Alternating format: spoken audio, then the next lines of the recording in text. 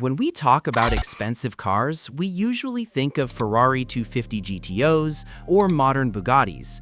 But in the halls of Stuttgart, there exists a hierarchy of value that rivals anything from Italy. We are talking about machines that are not just cars, they are historical artifacts. They are the physical proof of engineering dominance.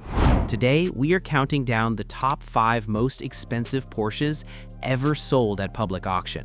These aren't just dealer markups or estimated values. These are the hard numbers, money actually changing hands.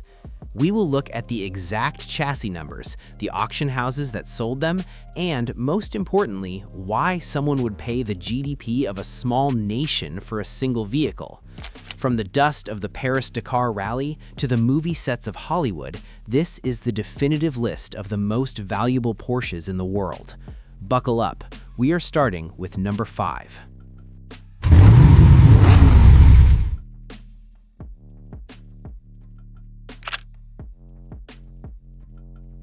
At number 5, we have a car that shouldn't exist. Supercars are supposed to be fragile. They are supposed to live in climate-controlled garages and only come out on sunny Sundays. The Porsche 959 destroyed that myth. In the 1980s, Porsche wanted to build the most advanced road car the world had ever seen. But to prove it, they didn't take it to a racetrack. They took it to the desert. They entered the 959 in the grueling Paris-Dakar Rally, an 8,000-mile torture test across the Sahara. This specific car, chassis 010015, is one of only 3 works cars built for the 1985 rally. It features the iconic Rothmans livery, the blue, white, gold, and red stripes that define an era of motorsport. Why it's worth $5.9 million? Most race cars are retired and restored. This one remains a warrior. It still wears the battle scars from the desert. It is powered by a naturally aspirated 3.2-liter flat-6, not the twin-turbo engine found in the road car. The turbos were too complex for the desert heat. When it crossed the auction block in Atlanta, collectors went into a frenzy because of its purity.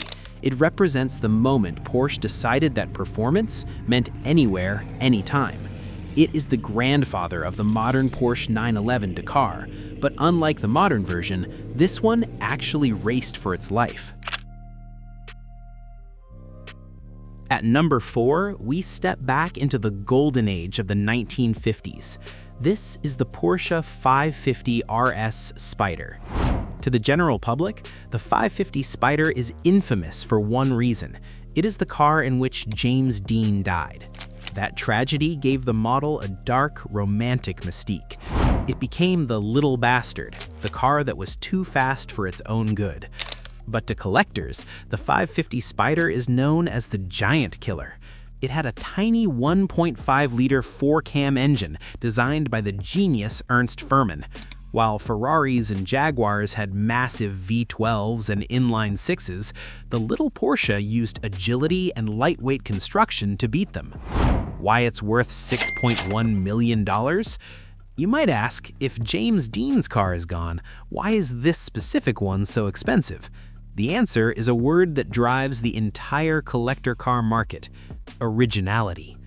Most race cars from the 50s have been crashed, rebuilt, repainted, and restored 10 times over. Chassis 550-0090 is a time capsule. It was never restored. It sits exactly as it did decades ago. The paint is cracked, the leather is worn, it smells like old oil and history. In the world of high-end art, a restored painting is worth less than an original. The same applies here. The buyer paid over $6 million, not for a shiny car, but for the truth. They paid for a car that hasn't been tampered with. Moving into the top 3, we have a recent record breaker. As of late 2024, the bronze medal goes to the 1997 Porsche 911 GT1 Rennversion. In the mid-90s, GT racing was exploding. The McLaren F1 was dominating. Porsche needed an answer. But instead of modifying a 911 to go racing, they built a pure prototype race car and loosely disguised it as a 911.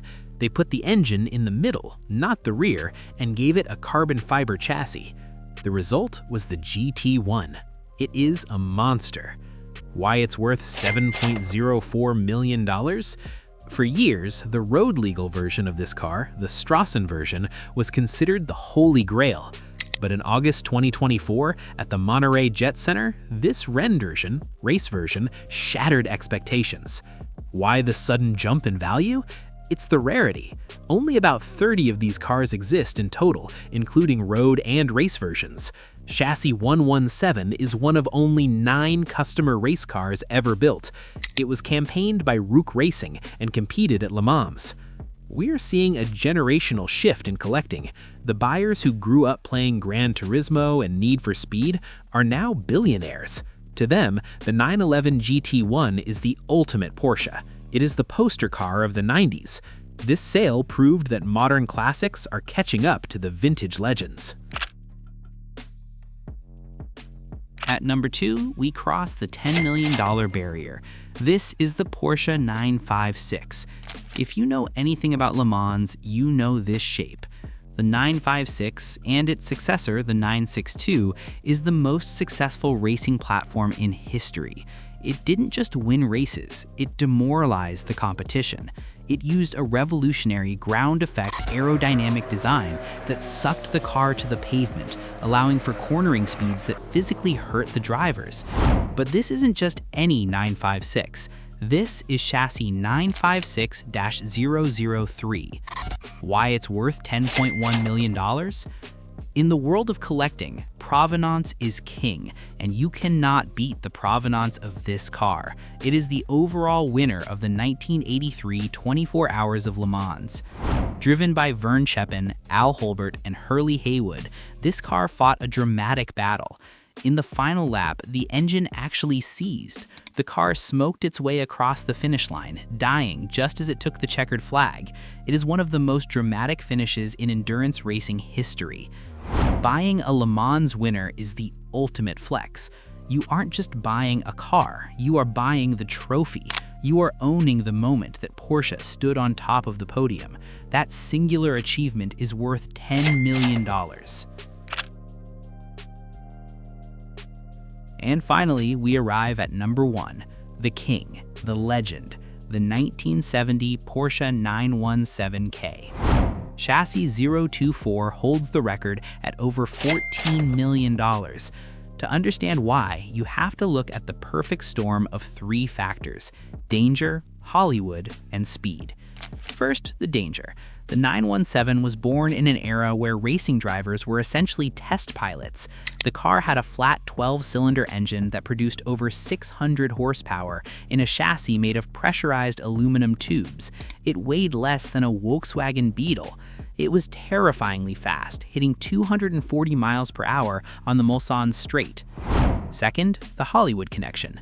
This specific car was the star of Steve McQueen's movie Le Mans. It wasn't just a prop, it was a camera car and a hero car. Steve McQueen is the king of cool, and anything he touched turns to gold. The fact that he used this car to film the greatest racing movie of all time adds millions to its value. Why it's worth $14.08 million? It is the ultimate Porsche. It looks like a spaceship. It sounds like the end of the world. When this car went to auction, the room went silent. It wasn't just car collectors bidding, it was art collectors, investors, and museums. The 917 transcends car culture. It is a piece of 20th century industrial art. Although there were rumors of Jerry Seinfeld's 917K reaching high bids in 2025, that car failed to sell publicly, leaving chassis 024 as the undisputed, verified record holder. It is the Mona Lisa of Stuttgart. So, there you have it. From the desert sands of the 959 to the Hollywood lights of the 917K, these 5 cars represent a combined value of over $43 million. But what's fascinating is that they all share the same DNA. Whether it's a 1.5-liter Spyder or a 5-liter Monster, they were all built with one purpose: to win. The prices of Porsches are only going up. As the world moves toward electric cars, these analog, fire-breathing machines are becoming more than just vehicles. They are becoming monuments to a time when speed was raw, mechanical, and dangerous. If you had $15 million to spend, which one would you take? The Le Mans winner, the movie star, or the time capsule? Let us know in the comments below. Thanks for watching, and we'll see you at the next auction.